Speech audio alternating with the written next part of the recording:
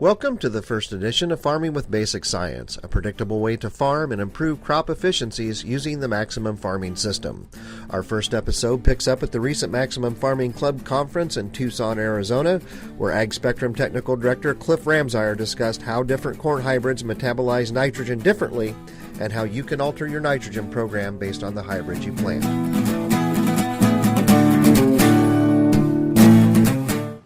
So understanding when the plant metabolizes nitrogen is a critical and key component on nitrogen management. So when we basically looked at all that information, he categorized corns into three general categories. Now he called them low, medium, and high-yielding hybrids, which immediately made him the enemy of the hybrid companies, especially if they had a low-yielding hybrid. Can you imagine hybrid company A admitting they have a low-yielding hybrid? No, we don't have that, so your information is invalid. And that's why it was never picked up by the seed industry. Okay? But at any rate, if you can look at that on the left-hand side of that chart, this is the amount of nitrogen that the plant can actually take up and convert to a protein, in other words, add to your yield, before and after mid-silk. Okay? So this is from planting up to silking or tasseling time, and this is from tasseling then to harvest or maturity. Okay? So you can see that this hybrid is a lot of nitrogen early and almost nothing late. And in fact, in most of their trials, because the amount of nitrogen that crop needed late was so low and we could get mineralization from organic matter for nitrogen, it almost never responded to any kind of a side dress. Okay? So side dressing that corn was a waste of money. Now a lot of farmers did that, but they got really good at side dressing in the process.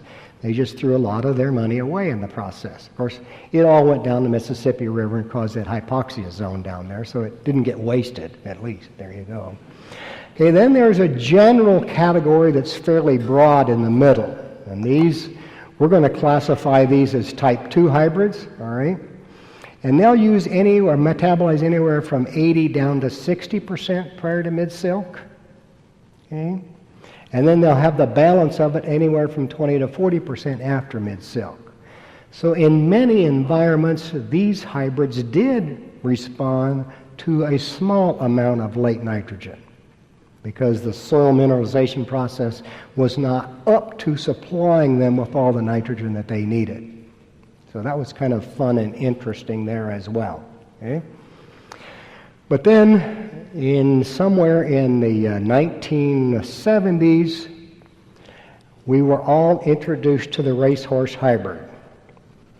How many remember, I can pick a broad DeKalb T1100. That's one that was probably used universally across the Midwest. All right, that was one of the first racehorse hybrids that was ever introduced. Okay. B73 by Mo 17 was the inbred lines that went into that, and every company had it once it was released by Holden's. Okay? But it only used 40% prior to mid-silk. And another unique thing about that is that if you gave it too much nitrogen before mid-silk, it would actually cause its ear size to shrink. So you could give it enough love that you reduced its yield. So it's very sensitive in terms of its early nitrogen, but it required 60% after mid-silk. So can somebody tell me what one of the real common characteristics of T1100 was? In many management systems, it wouldn't stand. So you got to either pick it off the ground, going slow with a corn picker, or you put a fence up and pasture the hogs, one of the two, because that's the only way to get that corn in.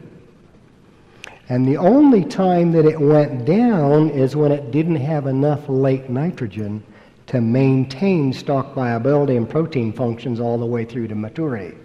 When you manage the nitrogen properly on that hybrid, then it would stand just like all the other corns and have a tremendous yield potential.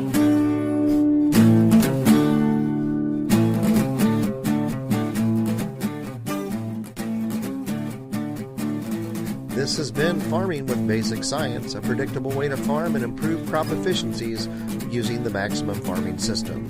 To learn more about the Maximum Farming System, visit www.maximumfarming.com. Click on the contact button and we'll be in touch. Until next time, thanks for visiting.